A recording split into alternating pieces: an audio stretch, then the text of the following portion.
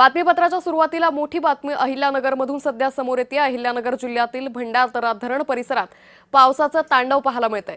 घाटघर रतनवाडी परिसरात ढगफुटी सदृश पाऊस बरसतोय। भंडारदऱ्यात 24 तासात तब्बल 300 मिलीमीटरपेक्षा जास्त पाऊस झालाय। आदिवासी बांधवांचं जनजीवन यामुळे मोठ्या प्रमाणात प्रभावित झाल्याची माहिती आहे। त्यामुळे भंडारदरा धरण परिसरामध्ये ढगफुटी सदृश पाऊस बरसतोय। ही दृश्य सध्या समोर येत आहेत भंडारदरामधली। तर भंडारदरा धरण परिसरात पावसानं थैमान घातलेलं आहे। घाटघर रतनवाडी परिसरात ढगफुटी सदृश पाऊस बरसतोय। भंडारदऱ्यात 24 तासात तब्बल 300 मिलीमीटरपेक्षा जास्त पाऊस झालेला आहे। तर भंडारदऱ्यातील पर्यटन स्थळ तुर्तास बंद करण्यात आल्याची माहिती सध्या समोर येते। या संदर्भात अधिक माहिती घेऊयात आमचे प्रतिनिधी जयेश सावंत यांच्याकडून। जयेश, सध्या मुसळधार पावसानं ढगफुटी सदृश पावसानं भंडारदरा परिसरामध्ये तुफान थैमान माजवलंय, काय अधिक माहिती?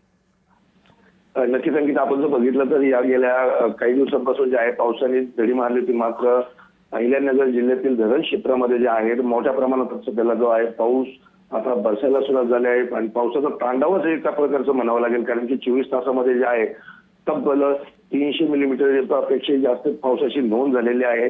यामुळे भंडारदरा धरण परिसरामध्ये जो हा पाऊस होतो आहे त्यामुळे घाटघर परिसरात जे आहे 331 मिलीमीटर पावसाची नोंद करण्यात आली आणि त्यामुळे घाटघर रतनगड असेल यासह इतर जो पर्यटन स्थळ जे आहे तो वन विभागाने आता बंद केलेले आहेत। आणि या संपूर्ण जो पाऊस जो होतोय त्यामुळे आदिवासी जनजीवन जे आहे ते त्या भागातील विस्कळीत झालेलं आहे आणि कुठेतरी हा जो पाऊस आहे हा धो बरसताना पाहायला मिळत आहे। अंकिता, जयेश, मात्र प्रशासनासमोर किती मोठं आव्हान आहे की कुठल्याही प्रकारे दरडी कोसळण्याच्या किंवा कुठलाही अनुचित प्रकार होऊ नये यासाठी प्रशासनाने कशा पद्धतीने खबरदारी घेतली आहे?